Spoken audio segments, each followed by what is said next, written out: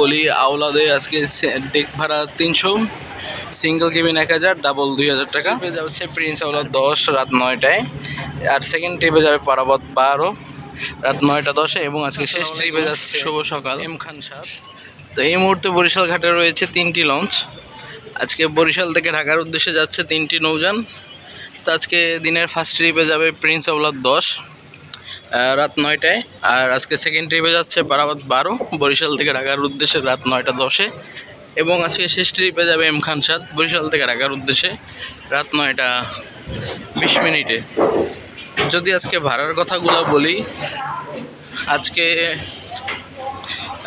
যেহেতু এম খান সাথে সোফা রয়েছে, সোফা ভাড়া 600 টাকা করে। আর তাছাড়া আজকে যদি বলি আওলাদে আজকে ডেক ভাড়া 300, সিঙ্গেল কেবিন 1000, ডাবল 2000 টাকা। আর ভিআইপির জন্য অবশ্যই লঞ্চের কেবিন বুকিং নাম্বারে যোগাযোগ করবেন।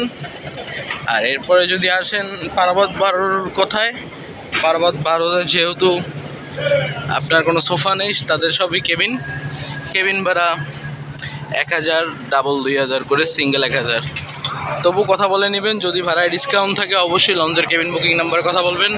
প্রিভিয়াস ভিডিওগুলোতে কেবিন বুকিং নাম্বার দেওয়া আছে, সেই ক্ষেত্রে নতুনভাবে আর দিলাম না। আর এরপরে যদি বলি, আজকে দিনের শেষ ট্রিপে যাচ্ছে এম খান সাদ এখন পর্যন্ত কেবিন অ্যাভেলেবেল। পরবর্তীতে না পেলে তখন আবার বলবেন ভাই ভিডিও দেখে গেছিলাম বাট পাই নাই। এম খানের এখন যাত্রী চাহিদা শীর্ষে থাকার কারণে এম খান বরিশাল ঘাটে যেদিন থাকে সেদিনই তাড়াতাড়ি কেবিন হয়ে যায়। আরেকটি কথা বলে রাখি, এই কেবিন আরেকটি হওয়ার কারণ, এম খানের আপনার বরিশালে কেবিন বুকিং অফিস আছে, যে কারণ বরিশাল শহরের মানুষ অনায়াসেই কেবিন করতে পারে। আবার যাদের অনলাইন সিস্টেমের জন্য অনায়াসে কেবিনগুলো হয়ে যায়, সেক্ষেত্রে আপনারা যারা দূর থেকে আসেন তারা আর কি এসে কেবিন পান না। তো এই ছিল আজকে মোটামুটি বরিশাল ঘাটের আপডেট। আজকে বরিশাল থেকে ঢাকা যাচ্ছে মাত্র 3টি লঞ্চ।